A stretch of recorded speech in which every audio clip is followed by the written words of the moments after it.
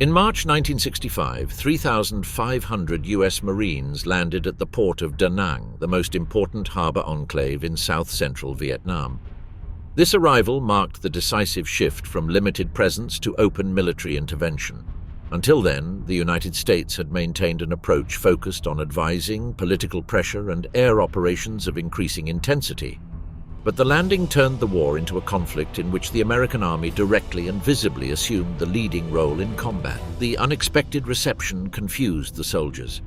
They had been warned that upon arrival, they would likely be attacked by Viet Cong guerrillas, so they disembarked ready for an immediate confrontation. But no enemy awaited them on the beach. Instead, young Vietnamese approached them smiling and placing flower garlands around their necks. Even the mayor of Da Nang appeared to welcome them, and several American journalists captured images of that unusual event. Banners written in English proclaimed, "Vietnam salutes the Marines. We are happy to welcome you." A bewildering gesture for soldiers who expected a landing under fire and who instead found themselves in a momentarily festive atmosphere. The initial mission of these Marines was limited to securing the perimeter of the air and naval bases that the United States used to support the South Vietnamese Army and its own operations in the area. The goal was to prevent Viet Cong incursions against these strategic installations, vital for air campaigns and for the flow of supplies. However, this defensive task quickly expanded. As the US presence grew, the perimeter widened, and the Marines began to operate beyond the original limits, integrating into operations intended to protect the South Vietnamese regime through more direct and offensive actions. Until the fall of 1965, US forces had carried out only hit-and-run counterinsurgency operations, quick targeted attacks with no intention of occupying territory or maintaining prolonged combat. They were incursions designed to harass the Viet Cong and withdraw before facing significant reprisals. But the arrival of the Marines in Da Nang inaugurated a definitive shift in US military strategy. The Washington government and the military command, led by Westmoreland, began promoting actions aimed not only at containing the enemy, but destroying it through search and destroy operations, which would soon become the backbone of the ground war. The new approach relied on a massive increase in military personnel. Parallel to the air war intensification that began after the Gulf of Tonkin, the Pentagon sent nearly 200,000 additional men to Vietnam, hoping that an overwhelming presence would alter the strategic balance. This decision stemmed from the conviction that only a broad, sustained, and aggressive intervention could break the communist advance. Westmoreland insisted that the only way to tackle the conflict was to increase the dose of aggressiveness, reinforcing every available front. The political climate in Washington supported this stance, and although doubts existed within the Department of Defense, strategic pressure ultimately prevailed. From this point forward, the expansion of bases, infrastructure, and operational centers became a priority task. Air bases in Da Nang, Chu Lai, Pleiku, and other southern areas were expanded or rebuilt to house additional squadrons, both tactical bombers and transport and attack helicopters. Helicopters, which would become one of the visual symbols of the war, played a crucial role, transporting soldiers, evacuating the wounded, and enabling rapid movement in a difficult geographical environment. The speed with which a wounded soldier could be taken to a field hospital became a decisive factor for survival. However, even aircraft marked with the Red Cross were frequently attacked, reflecting the irregular nature of the conflict and the omnipresence of the Viet Cong in rural and jungle areas. The multiplication of air bases also supported the massive bombing campaign, conceived as a direct complement to ground operations. Within this logic, the US Air Force and the Navy increased the number of sorties to attack North Vietnamese positions and clear the way for ground troops. Although the fragments consulted do not detail the specific effects on North Vietnam in 1965, they do illustrate that the escalation policy was being carried out simultaneously in the air and on land with the purpose of weakening the enemy from all directions. The destructive power of these campaigns was reflected in preparations by 1967 to drop millions of tons of explosives on Vietnamese territory, an intensity that had taken shape precisely since the 1965 ground deployment and the expansion of the bases that made it possible. The increased intervention included new operational tactics. The search and destroy strategy, which was consolidated after the US victory in the Battle of the Ia Drang Valley, was based on identifying, pursuing, and annihilating Viet Cong units through massive missions. Johnson and Westmoreland interpreted these results as confirmation that the volume of enemy casualties could translate into political victory.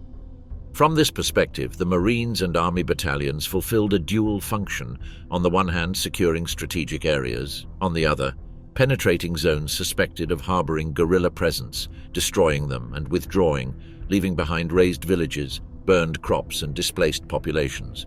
The idea was to maintain constant pressure, measuring success by enemy body counts rather than territory controlled. The expansion of these operations also multiplied the daily brutality of the conflict. The method known as the Zippo strike consisted of ensuring that no village allegedly used as a guerrilla base was left standing. To this end, the Marines carried fuel in their helmets, ready to set fire to wooden and palm leaf houses at the end of an attack. Systematic destruction became an integral part of operational doctrine, following the logic of risk elimination, removing any possible refuge, any place from which the Viet Cong could regroup. Thus, the large-scale intervention radically transformed the landscape of South Vietnam in 1965 and 1966, extending burned areas, massive displacements, and the advance of troops moving with increasing violence across territory they could never fully control.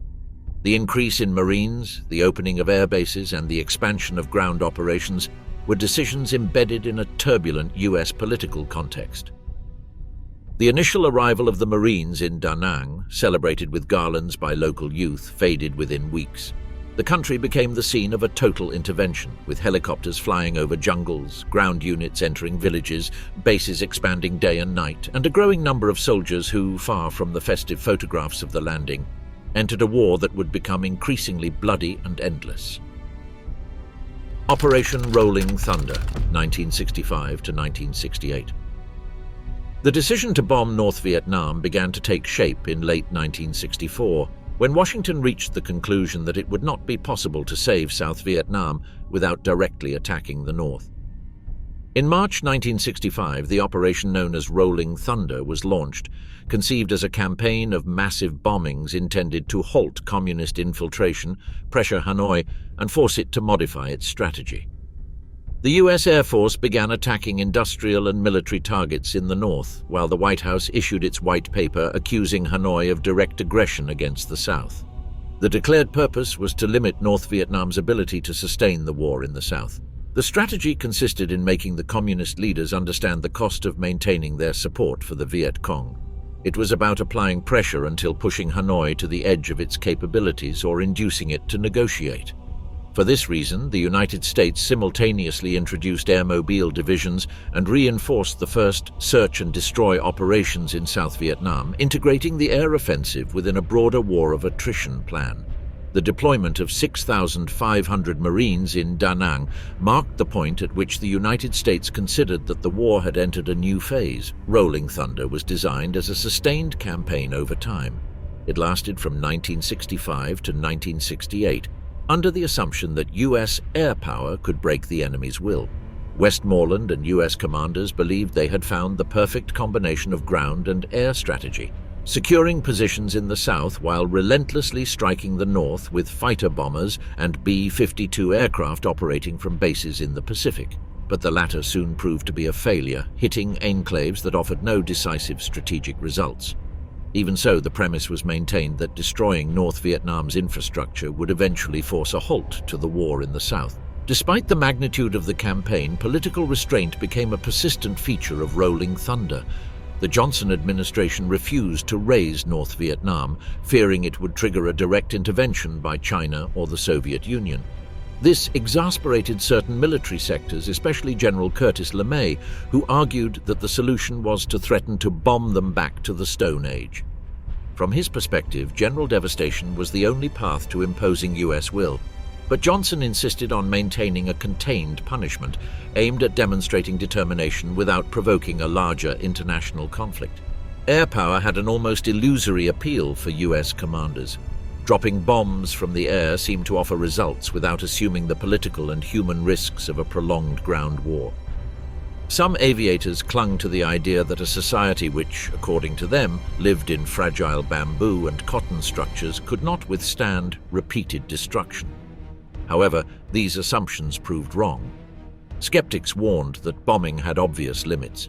It could be devastating against moving troops or unarmored facilities, but often proved ineffective against an entrenched, dispersed, constantly moving enemy, as was the case with the Viet Cong and the North Vietnamese army. In the first months of Rolling Thunder, communist infiltration, instead of decreasing, increased to reach 4,500 men per month, 3 times more than the previous year. McNamara reported this increase, which reinforced in Washington the idea that the only possible response was an even greater escalation. Daily attacks on the Ho Chi Minh Trail, the main artery of communist supply, intensified, with incursions doubling from 50 daily attacks to more than 100. Targets near Hanoi and Haiphong were also bombed, destroying 50% of North Vietnam's fuel supplies. The air campaign extended to Laos and became a sustained effort to interrupt the logistical flow toward the south. As 1965 progressed, the intensity of the conflict increased. Toward the end of the year, nearly 500 U.S. aircraft carried out one of the most intense raids of the entire war, attacking coastal areas, transportation lines, and supply depots. The number of missions rose to a record 173 multiple sorties in a single day. Johnson interpreted this constant pressure as evidence of American progress. The idea that Hanoi was closer every day to giving in became part of the official narrative. But the reality was far more complex, and North Vietnamese authorities showed no signs of capitulating. In 1966, Rolling Thunder persisted with even greater reach. Johnson replaced its internal name, known as the Crusher, with White Wing, an attempt to soften the symbolic weight of the term without changing its objective: to destroy the enemy. Psychological warfare intensified, and the attacks continued both in the north and along the Ho Chi Minh Trail. North Vietnamese air actions also increased, such as the combat between MiG-16 aircraft and US planes in April. Despite these developments, the US escalation proved incapable of reversing the conflict's dynamic. Communist forces continued infiltrating the south and adapting to the air war attrition with remarkable resilience. The indefinite prolongation of Rolling Thunder began to generate doubts even among its initial defenders. In 1967, McNamara noted that the strategy of massive destruction contradicted the concept of pacification being pursued in the south.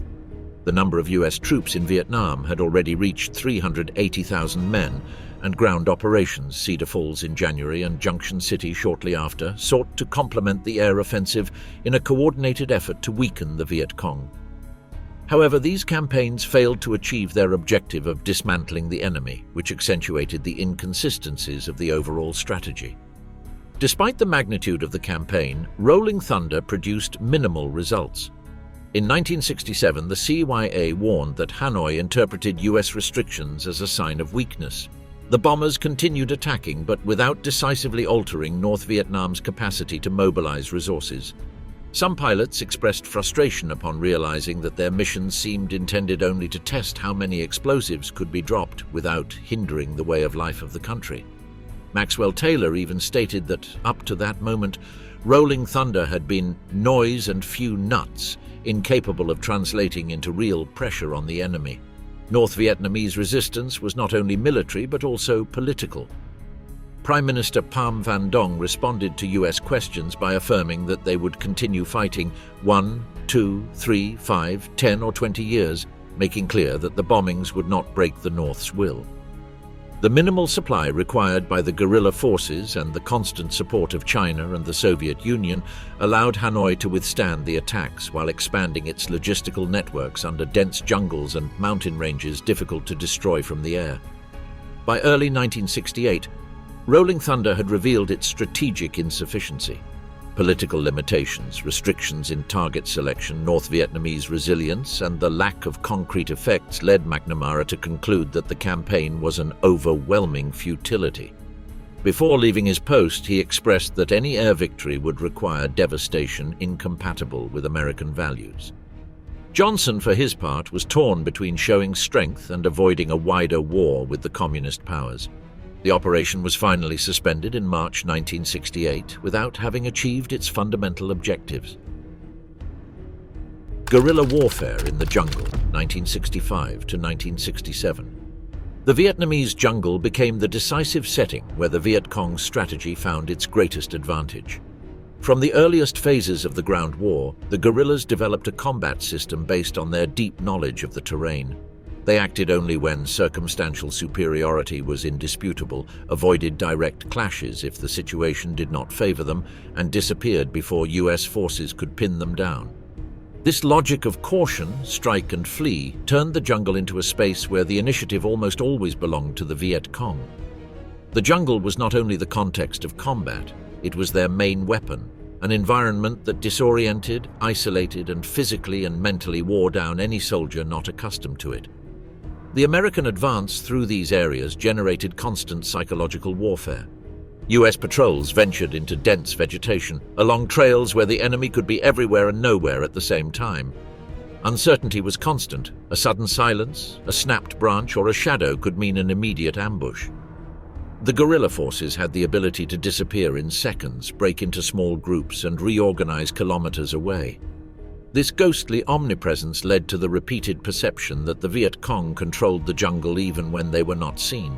The US disadvantage was worsened by the difficulty of detecting enemy movements. No available technology could fully neutralize the network of invisible routes and camouflaged access points that the guerrilla used to move, resupply, or prepare attacks. The jungle, humid, thick, and plagued by insects and disease, exerted a corrosive effect on morale. The sense of vulnerability grew during each patrol, where the enemy seemed to define not only the moment of battle, but also the psychological rhythm of daily life. The war in the jungle was, above all, a prolonged war of mental attrition. Within this setting, the expansion and improvement of the Cu Chi tunnels represented one of the most disconcerting elements for US troops. They were authentic underground cities with 1-meter-high corridors, trapdoors, resting rooms, storage areas, kitchens, command posts, and multiple exits that allowed the Viet Cong to attack, disappear, and reappear in another section of the front without a trace. For more than a decade, these tunnels served as a refuge for thousands of fighters and civilians. US forces often believed they were facing a larger enemy, but the phenomenon was more related to hidden mobility than to massive presence. In the eyes of American troops, the tunnels were the embodiment of the ghost enemy. Surface combat was equally complex. Many ambushes began with brief, harassing fire. A few shots or grenades launched from a hiding place that provoked an intense response from US troops, who fired hundreds of rounds into the vegetation without obtaining visible results. After the ensuing silence, they found no bodies or traces that could help reconstruct what had occurred. This constant dynamic reinforced the impression that the adversary was untouchable. However, no aspect generated as much psychosis among American soldiers as the systematic use of traps. These traps formed a lethal network that turned every trail, every stream, and every landing zone into a potential threat. Many consisted of grenades strategically placed on the ground, indoors, among roots, or shallowly buried, ready to explode at the slightest movement. Even when relatively easy to spot, the constant tension made every step uncertain. The guerrillas dismantled some traps during the day to allow the movement of villagers and fighters, and reinstalled them at night, multiplying the danger. Among the most feared were grenades attached to bamboo bows, whose wires fixed to the ground were activated by tripping, sending shrapnel directly at the soldier's head. Others detonated remotely through a hidden trigger. Traps were also designed to target vehicles. Mines placed along transit routes forced armored crews to travel on top of their vehicles to minimize the impact of an explosion. This adaptation, however, opened the door to new Viet Cong tactics, rows of grenades hanging between two poles over the road, ready to be activated as vehicles passed. Helicopters, essential for US deployment and extraction, were not exempt from this danger. Around landing zones, stakes with grenades connected by invisible wires from the cabin were buried, causing explosions during descent. Punji traps, for their part, became a symbol of psychological terror in the jungle. They were camouflaged pits with a false base that collapsed under the soldier's weight, causing him to fall onto sharpened bamboo stakes. These stakes, smeared with excrement, produced serious infections even from superficial wounds. There were multiple variants: punji stakes that pierced the ankle and the top of the foot, the false floor, where the entire body was affected, the whip, a propelled stake that struck the abdomen, The pendulum, a ball of mud, or a poisoned coconut that swung to smash into the face, or the feared stake bridge, whose broken plank made the soldier fall onto spikes at the bottom. All had the same purpose: to immobilize, demoralize, and create a wounded soldier requiring immediate attention, forcing the unit to halt its advance. In streams and creeks, the Viet Cong installed other types of traps, taking advantage of natural choke points. Fighters knew that Americans had to cross these watercourses frequently, so each crossing could hide stakes, grenades, or pressure-activated mechanisms.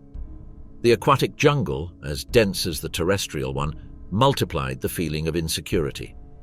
The accumulated effect of these traps was devastating. They not only caused numerous casualties, but also hindered normal advancement, slowed operations, wore down unit coordination, and deteriorated morale.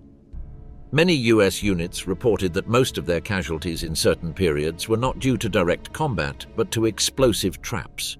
Distrust of the terrain became constant. Reports from soldiers serving in reconnaissance units describe how, in 60 days, up to 20 casualties could occur without almost ever seeing the enemy face to face. As the Americans intensified their ground offensive, the guerrillas further perfected their underground mobility and shelter system.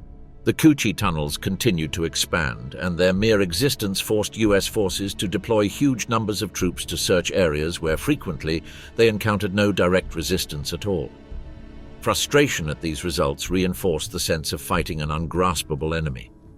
On the surface, brief and intense ambushes followed by instant withdrawals combined with the use of traps to slow down the US Army, force it to disperse and wear down its operational capacity. The Tet Offensive, 1968. The Tet Offensive officially began on January 30, 1968, coinciding with the Vietnamese Lunar New Year, a sacred holiday during which a ceasefire was traditionally observed. However, that year the celebration unfolded in a completely different way. For weeks, hundreds of Viet Cong guerrillas had infiltrated Saigon hidden in trucks or disguised as peasants, taking advantage of the heavy traffic and the chaos preceding the holiday. When dawn broke on January 31st, they were already fully deployed throughout the city, ready to launch simultaneous attacks against the main strategic points of the South Vietnamese regime and US forces. The southern capital thus became the new stage of a struggle that was being replicated across nearly the entire country. The offensive was not limited to Saigon. It was an attack of unprecedented scale, carried out by 80,000 North Vietnamese soldiers and Viet Cong fighters, spreading across 36 provincial capitals, 100 towns and 64 district cities, in addition to the key nerve centers of South Vietnam. The Communist forces had prepared the operation for months, with the goal of destroying the governmental structure of the South, undermining Saigon's confidence in its defensive capabilities, and delivering a psychological blow to the United States, whose high command remained convinced that victory was within reach. The attacks caught US commanders off guard, since they were focused on the Battle of Khe Sanh. Since mid-March, the Viet Cong had abandoned positions in that area, which raised suspicions among the Marines and the High Command that withdrawal may not have been a defeat, but rather a diversion maneuver aimed at drawing American attention away from the real objective, the imminent Tet Offensive. The uncertainty continued even after Khe Sanh was no longer under siege, reinforcing the perception that the Communist strategy consisted of disorienting the adversary. The formal start of the fighting during Tet occurred simultaneously in the major southern cities. The magnitude of the attack was such that Tet came to be described as an unprecedentedly bloody offensive in the war. Although US command initially underestimated the seriousness of the situation, the military and psychological impact was immediate. The Communist forces displayed energy and aggressiveness capable of generating a constant flow of casualties, despite the fact that the balance of forces had shifted significantly since the early years of the conflict. In 1965, the North Vietnamese Army represented barely 1/4 of the active forces in the South. By 1968, its participation had risen to 70% and continued growing. In Saigon, the attacks reached key buildings such as the Presidential Palace, the airport, military headquarters, and other government institutions. The streets became corridors of combat where military police and soldiers fought against infiltrated combatants who knew the urban terrain well. The Viet Cong's ability to infiltrate so deeply into the capital before the attack revealed a structural weakness in Saigon's security systems. One of the most emblematic battles of the offensive was the Battle of Hue, where the fighting lasted for weeks. The city saw intense house-to-house confrontations in which the communists entrenched themselves and resisted fiercely. They were eventually forced to withdraw, but the psychological and symbolic impact of the battle was enormous, both for South Vietnam and for the United States. The offensive had demonstrated that no southern city was truly safe and that the communists' operational capacity was far greater than US strategists had estimated. As the fighting spread across the country, international press coverage focused especially on places like Khe Sanh, Saigon, and Hue. Foreign correspondents showed a mixture of fascination and alarm at the scale of the events. Peter Braystrup, the Washington Post's bureau chief in Vietnam, noted that many reporters lacked complete information and that after the informational saturation of Tet, global interest dropped abruptly, even as evaluations began to emerge indicating that the offensive had been militarily costly for the Viet Cong. However, such nuances failed to counteract the initial international reaction, which interpreted the offensive as a serious crisis for the United States.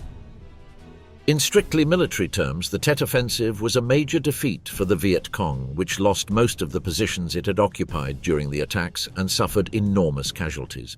Nevertheless, the psychological victory was significant. The blow to US prestige and the image of vulnerability projected by the offensive had a lasting impact. Even before Tet, many South Vietnamese hated the communists but did not necessarily trust their own government. The offensive accentuated this paradox. It demonstrated the North's operational capability and exposed internal weaknesses in South Vietnam. After the attacks, and amid the political shock in Washington, President Johnson announced a halt to the bombings over the southern half of North Vietnam's territory. Shortly afterward, on April 3rd, Ho Chi Minh publicly expressed his intention to negotiate, opening the door to a diplomatic process that would take shape in the following weeks. Both governments agreed to take part in talks to be held in Paris, aimed at analyzing under what conditions the bombing campaign could cease. However, even as negotiations were being prepared, violence continued in South Vietnam. US forces continued to be attacked, especially in places like Khe Sanh, which again became the focus of intense fighting, and Saigon continued to suffer Viet Cong fire. The Paris Conference was finally inaugurated on May 13, 1968, but the political and military situation was so complex that the talks could not progress easily. The United States declared that it would not suspend bombing until the North withdrew its troops from the South, while Hanoi insisted that Vietnam should be treated as a single nation whose objective was to expel foreign forces. The Saigon government also raised objections to the negotiations. It initially rejected the presence of the National Liberation Front, or NLF, at the table, which led Hanoi to state that it would not accept Saigon's participation if the NLF was not admitted. Under pressure from Washington, Saigon eventually gave in. By the end of 1968, President Johnson announced a complex agreement and decided to end the bombings over the North on November 1st. But by then, the US political course was already shaped by other dynamics. On November 5th, by an extremely narrow margin, Richard Nixon was elected president. The perception that Washington was preparing to gradually withdraw its troops led President Thieu to finally allow the NLF to be present in the negotiations, on the condition that the United States would not deal directly with them, nor with Hanoi separately. The shift in public opinion in the United States, 1968 to 1970. American society stopped trusting its government when the Vietnam War began to be perceived as a mistake that dragged on senselessly, and the distance between the administration and the population became increasingly evident. Opposition to the war began to translate into mass protests, public demands, and a political crisis that would reach its peak between 1968 and 1970. In August 1968, the Chicago riots broke out, where police and demonstrators fought a pitched battle for 6 days. The mayor then justified the ban on any march or public demonstration by claiming it was necessary to subdue the masses. Meanwhile, the idea took hold that Vietnam had become a tremendous strategic and human error, and that the government pressed on despite growing popular opposition. Amid this climate, 1969 marked one of the most symbolic moments for the pacifist movement, the Woodstock Festival, which gathered around 500,000 people, far above the 6,000 estimated by the police, to proclaim a message of peace. Although it was not organized as a strictly political event, it ultimately became an icon of opposition to the war. However, the change of president did not bring the expected easing of tensions. With Richard Nixon now in power, the silent majority watched expectantly. But the reality was that the new president was not willing to abandon the conflict. Mobilizations intensified, and thousands of demonstrators returned to the streets. The Committee for Student Mobilization and the new Mobilization Committee to End the War in Vietnam succeeded in gathering crowds demanding the immediate withdrawal of troops, without this resulting in any concrete policy shift. Internal opposition continued to grow at the pace of the war. The final years of the decade were marked by new military operations in Laos and Cambodia, despite the announced Vietnamization of the conflict. American public opinion reacted with increasingly solid rejection. The most characteristic aspect of this period was the internal fracture within the anti-war movement, the emergence of new resistance forces, and the growing political influence of groups opposed to the war. This fragmentation did not weaken the protest, but multiplied it, generating a constant presence of social mobilization in universities, squares, and urban centers throughout the country. Faced with this scenario, in the summer of 1970, Nixon created a government commission tasked with addressing the spiral of violence that seemed to have taken hold in American society. The decision came after incidents in which trucks exploded in front of universities and massive demonstrations followed, especially in California. The official response was forceful. The police received orders to charge at demonstrators using tear gas. 2 people died during these repressions. Minutes after dispersing a protest, police officers entered a nearby bar and killed journalist Ruben Salazar of the Los Angeles Times, an event that shocked the country and intensified the sense that the conflict was being fought not only in Vietnam, but also within the United States itself. Public outrage also came from the veterans themselves. In April 1971, several former Vietnam combatants went to the Capitol and threw more than 700 medals down its steps in an act of protest, both against the war and against what they felt was government abandonment. This action symbolized the break with a sector that had traditionally been respected and heard by the political class. Demonstrators continued intensifying pressure tactics. They blocked Congress, carried out occupations of public spaces, and undertook direct actions against recruitment offices, where they destroyed documents they considered essential to perpetuating the military machine. Thousands of students and activists were arrested in these protests, which multiplied as national frustration grew. The government's political wear worsened when Edward Lansdale and other officials realized that presidential credibility was in decline. At the same time, university groups organized new marches in response to the escalation of bombings in Vietnam. In 1971, protests spread across academic centers in New York, San Francisco, and Los Angeles, which became hubs of cultural and political resistance. Although these mobilizations no longer had the massive character of previous years, they still exerted considerable influence over the country's social climate. In 1972, the situation did not calm down. Protests spread again when Nixon announced his decision to mine North Vietnamese ports and launch a new bombing campaign. Public perception of the war continued to deteriorate. By this point, many demonstrations no longer focused exclusively on demanding immediate withdrawal, but also on denouncing the human, economic, and moral costs that the conflict imposed on American society. The internal political crisis reached a new level when secret information about the conduct of the Johnson and Nixon administrations began to circulate. The episode that most impacted public opinion was the revelation of the Pentagon Papers, leaked by Daniel Ellsberg, an analyst at the Department of Defense. These documents exposed years of government decisions made outside public scrutiny and, in many cases, contrary to the official discourse presented to citizens. Ellsberg described presidential actions as markedly unconstitutional and warned of the risk of leading the country toward disaster. The leak triggered a political earthquake. Nixon demanded that the press stop publishing the reports, but this reaction turned him into a major public villain in the realm of peace. Although he proclaimed Vietnamization and promised not to extend the war, the documents showed that he maintained a secret plan to continue it. Among the orders revealed by the Pentagon Papers were instructions for massive bombings of enemy territories, and statements by the president himself assuring that he would send to Vietnam everything that could fly to send them all to hell.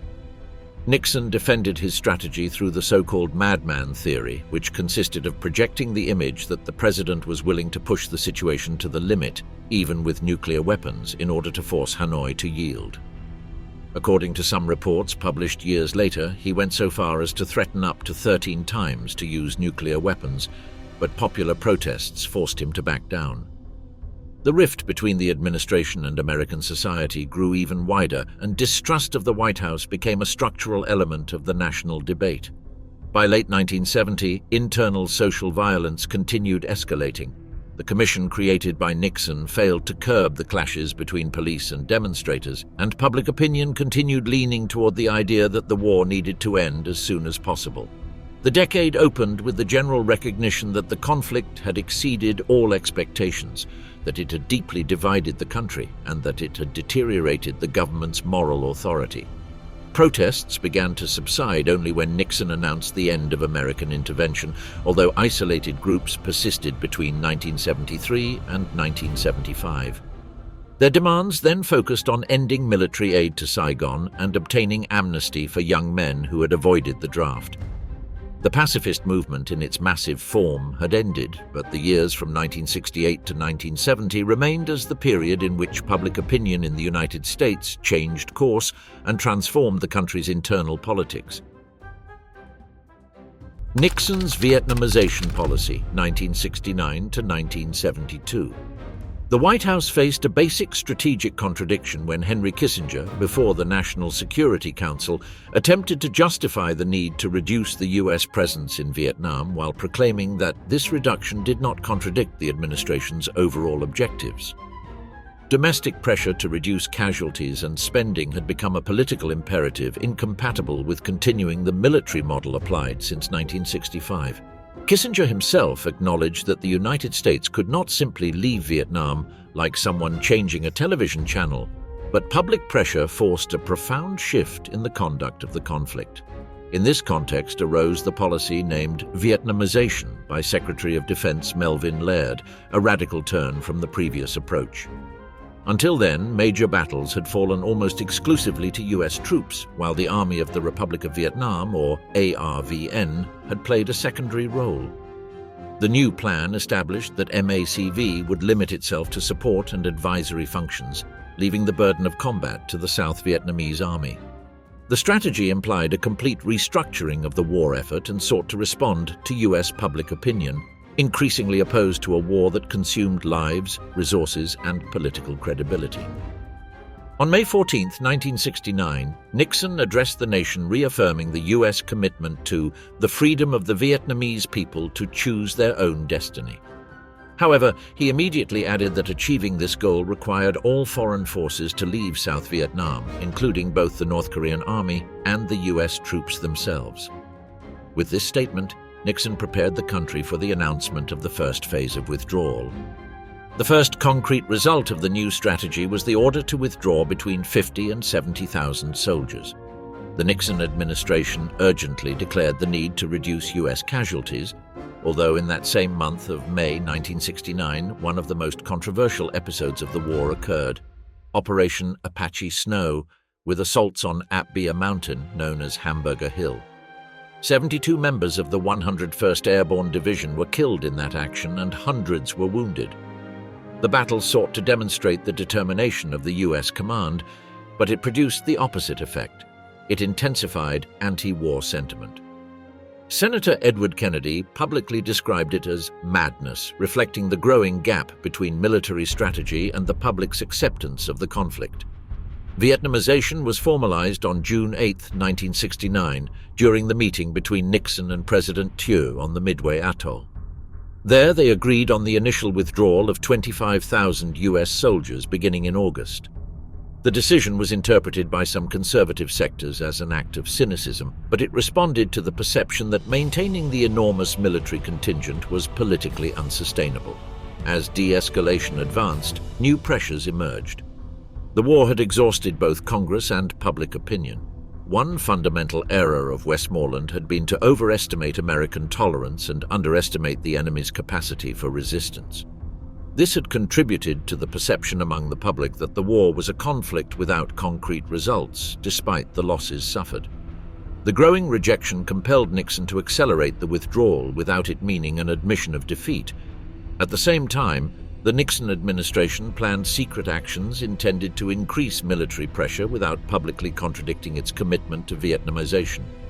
In March 1969, it ordered clandestine bombings over Cambodia, expanded to Laos in June. These operations were kept secret from both Congress and the American public, which would later worsen the climate of internal political hostility. Nixon justified this set of measures within a broader strategic package whose purpose was not only to gradually reduce the U.S. military presence, but also to ensure that the ARVN was capable of resisting without direct combat support. Among the directives were permanent strategic planning, adequate training of the South Vietnamese Army, limited war to reduce spending and human losses, and a low-profile approach intended to lower global expectations of the U.S. commitment. The progressive de-escalation was interpreted by several analysts as Vietnamization in the strict sense, a strategy by which U.S. military forces would begin to be withdrawn until only 175,000 men remained in 1971. This withdrawal was possible because Nixon had designed a structured plan whose ultimate goal was complete disengagement from the conflict. For the president, the key lay in three elements: reducing personnel and expenses, gauging the capacity for retaliation to avoid nuclear war, and reducing conventional forces by pulling back overseas units to increase their reaction speed. Even while withdrawing, Washington had to ensure that the Viet Cong did not regain control of strategic areas. According to W. Colby, a CIA official, before withdrawing it was necessary to destroy the Viet Cong structure, which implied continuing to bomb the enemy.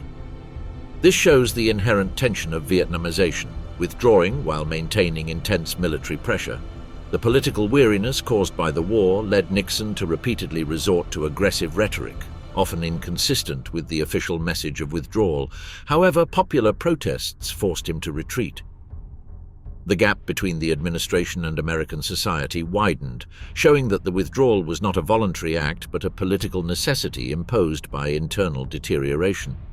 Meanwhile, on the diplomatic front, progress was made toward the Paris agreements. Kissinger held talks with Le Duc Tho, suggesting the possibility of setting a concrete deadline for total withdrawal in exchange for releasing prisoners and achieving a ceasefire. The Nixon administration knew that South Vietnam was an unsustainable position, and both Kissinger and Nixon himself privately acknowledged that the situation could not be sustained in the long term. By 1973, the government finally attempted to limit any new military intervention.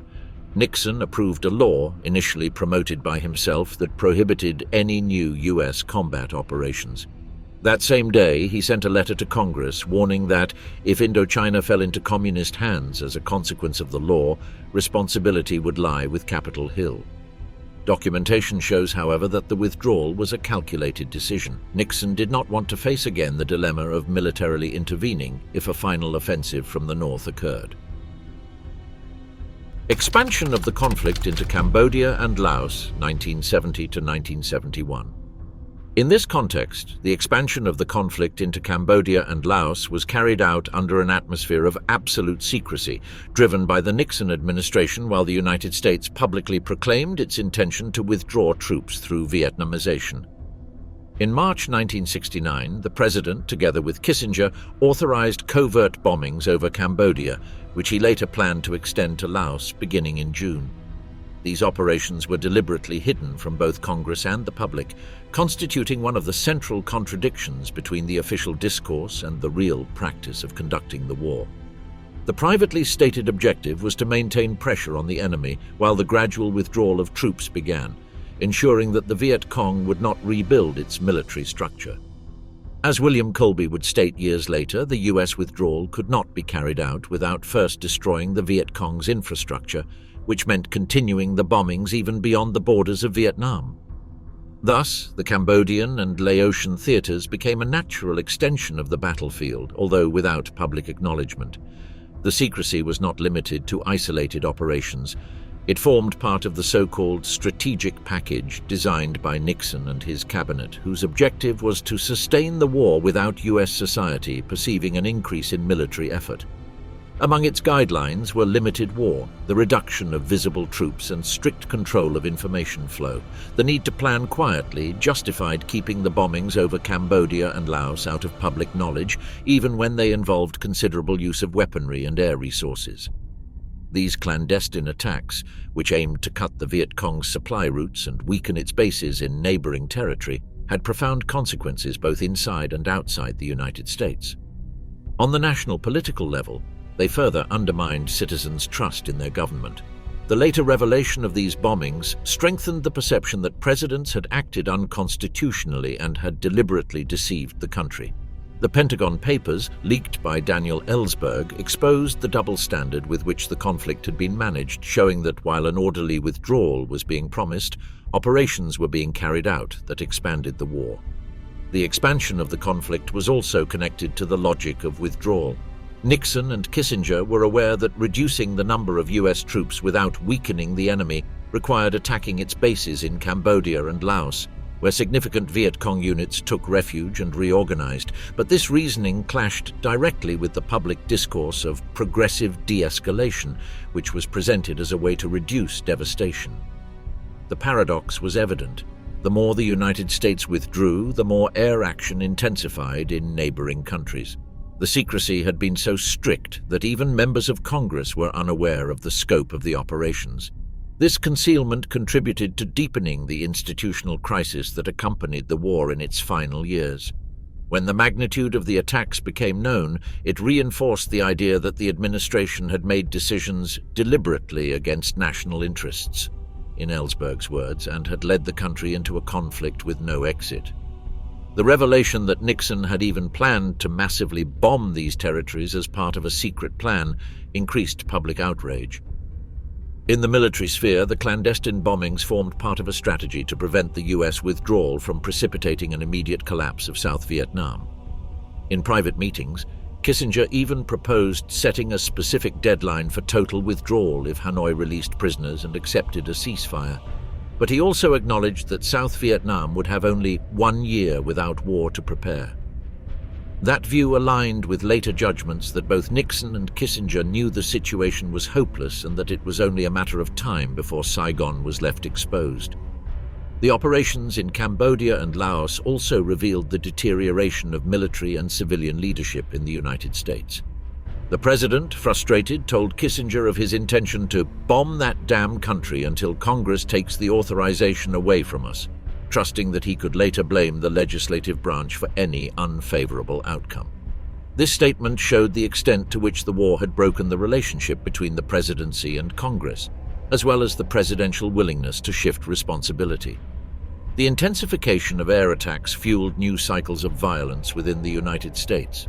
Demonstrations, clashes with police, deaths of protesters, and an atmosphere of internal political tension worsened when the depth of the secret intervention in Cambodia became known. The pacifist movement, which already had a strong university base, saw in these bombings yet more proof that the war was being conducted without control and without respect for human life. This led to more arrests, more protests, and an even deeper division between the government and society. The humanitarian repercussions also appeared in the growing inability of veterans to reintegrate. Although this phenomenon is directly attributed to their experience in Vietnam, it formed part of the same climate of moral and psychological exhaustion generated by a war extended across multiple territories. Many of them carried deep traumas that hindered their work and social lives, constantly asking themselves, why me? That sense of abandonment by the government reflected how the war had fractured not only Asian populations, but also US society itself. As 1971 progressed, the US withdrawal left behind a trail of destruction that stretched beyond the borders of Vietnam. The operations in Cambodia and Laos, conceived as a tactical component to sustain Vietnamization, had opened new wounds, exacerbated the political crisis in the United States, and demonstrated that the war could not be contained either geographically or morally. With each troop withdrawal, air pressure on neighboring countries increased, and with each internal protest, it became clearer that the humanitarian and political costs of this expansion would be long-lasting. Final Northern Offensives and Southern Counteroffensives, 1972. The final offensives of 1972 began in a scenario in which the United States had drastically reduced its military presence on the ground, leaving most of the war effort in the hands of the South Vietnamese Army. At the beginning of 1971, only 24,000 US soldiers remained in South Vietnam, and the bloodletting of the conflict had pushed Congress to limit the country's direct actions. However, the withdrawal did not imply a real decrease in military pressure. The United States increased the intensity of bombings on North Vietnam, Cambodia and Laos, while preparing to support Saigon against a large-scale attack. North Vietnam had strengthened its position in 1971 and early 1972 thanks to Soviet and Chinese support.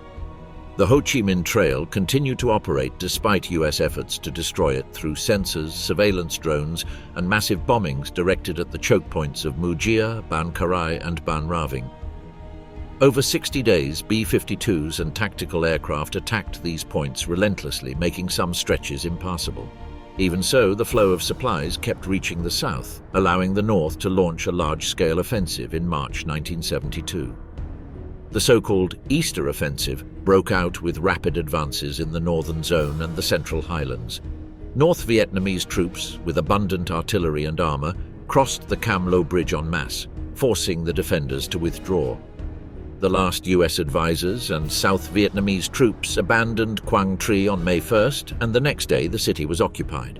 The fall was accompanied by chaotic scenes, soldiers fleeing half-naked after destroying their uniforms to avoid reprisals, and local commanders being punished as scapegoats. The commander responsible for the defense of Quang Tri would be convicted of deserting in front of the enemy. While these events were unfolding in Paris, Kissinger was once again meeting with Le Duc Tho. The offensive changed the dynamics of the negotiations. For Hanoi, maintaining military pressure was essential to influence US public opinion and shape the talks.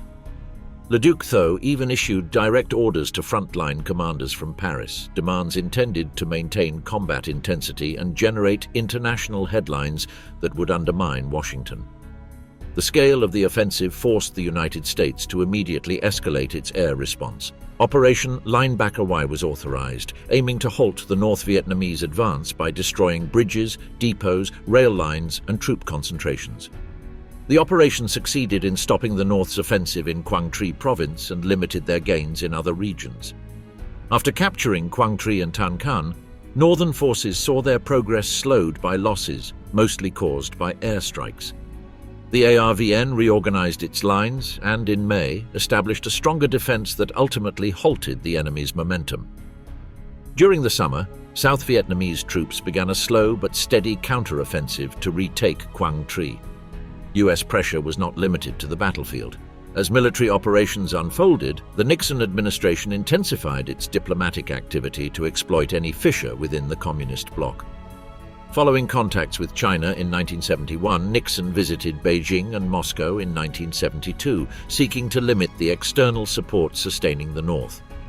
Negotiations between Kissinger and Le Duc Tho advanced in parallel, but Saigon rejected any agreement that involved recognizing the Provisional Revolutionary Government or allowing communist troops to remain in the south.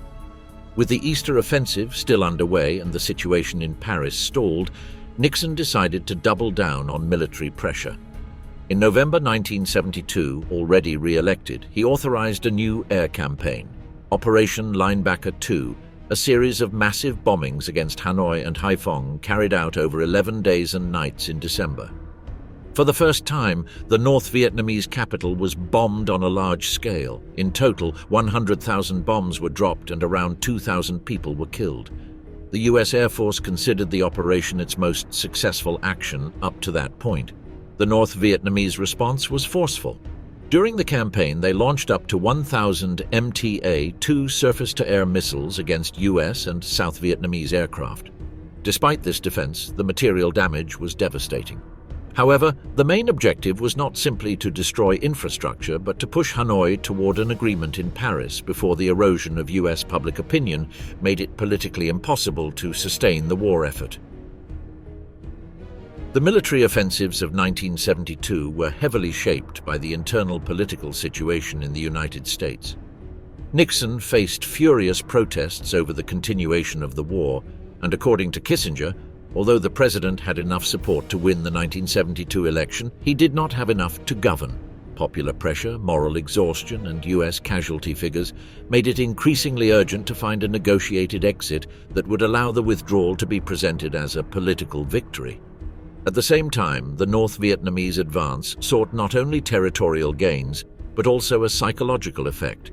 Every city taken, every image of civilian panic, every hasty retreat immediately resonated in the US press. Messages left by the inhabitants of Quang Tri for their families revealed the human devastation of the conflict. Children unable to find their parents, mothers who had lost their children to mortar fire, fragmented families fleeing without direction as the fighting moved forward. The South Vietnamese counteroffensive advanced slowly through the summer of 1972. With US air support, it managed to halt the enemy and recover key positions. However, half of the military equipment lost that year, such as tanks, armored vehicles, trucks, and artillery, had been abandoned or destroyed in the northern part of the country. This reflected the magnitude of the North's effort and the fragility of Saigon's forces despite massive air support. Even so, the North's lack of logistics and high casualties prevented further progress. On the diplomatic front, negotiations between Kissinger and Le Duc Tho continued with advances and setbacks. By mid-1972, it appeared that a peace agreement had been reached, but Saigon rejected the terms, arguing that they enshrined an unacceptable division of Vietnamese sovereignty. Nixon responded by increasing military aid and resuming bombings. As the year progressed, pressure on both Hanoi and Saigon grew, the former enduring the intensity of the linebacker operations, the latter aware that Washington sought a quick exit from the conflict. In April and May 1972, air attacks resumed as Nixon ordered the mining of ports and rivers in North Vietnam, further expanding military pressure. Hanoi denounced the violation of international law as the bombings continued south of the capital. During those months, Kissinger held multiple secret meetings with Le Duc Tho, trying to finalize a 9-point agreement that could be accepted simultaneously by Washington and Saigon. But tensions persisted. Saigon threatened to invalidate any treaty that did not bear its signature, and Le Duc Tho publicly revealed an armistice proposal allegedly accepted by the United States. The Nixon administration denied having approved that plan, but the pressure to reach a final agreement had become unbearable. In late 1972, massive bombings resumed, ending only on December 30th. It was then, after 6 days of final negotiations, that the agreement for a definitive ceasefire and the withdrawal of US troops was announced. The signing of the Paris Peace Accords in January 1973 marked the immediate end of US operations in the north. The bombers fell silent, mines began to be removed, and with only 40,000 US soldiers remaining in South Vietnam, the American departure was prepared. The conflict, however, would continue for 2 more years until the Northern War Machine, strengthened and no longer constrained on the Ho Chi Minh Trail, completed the final offensive that would culminate in the fall of Saigon. The fall of Saigon and the end of the war, April 30th, 1975. The final offensive that led to the fall of Saigon began to take shape when the Northern Command concluded that the South Vietnamese capital could be taken with relative ease. The strategic initiative fell to General Van Tien Dung, who was sent south to coordinate the entire operation. From early March 1975, uprisings and attacks of various scales multiplied, preparing the ground for a larger offensive. On March 4th, the North's army, assisted by local guerrillas, surrounded key positions such as Pleiku and Kon Tum, immediately weakening the South's defensive structure. The authorities in Saigon attempted to reorganize their forces to concentrate them in points considered essential, but the enemy pressure disrupted their plans. The South Vietnamese army advanced in a disorganized manner under confused leadership that was unable to regain control of the situation. The South Vietnamese president decreed a general mobilization in March to contain the offensive, but the effort proved futile. Cities of enormous strategic importance began to fall rapidly. Hue fell on March 26th, while on March 24th, Thieu's troops completely abandoned Kontum and Pleiku. The Northern Army launched attacks toward the An Khe base and the Go Quan airport, advancing without effective opposition. On March 30th, Da Nang fell, and 2 days later the Central Highlands were also lost to the south. By that point, the North Vietnamese army had occupied 16 provinces, while the Viet Cong was already organizing a provisional revolutionary government. Desperation took hold of Saigon, which pleaded for help from the United States but received nothing more than good intentions.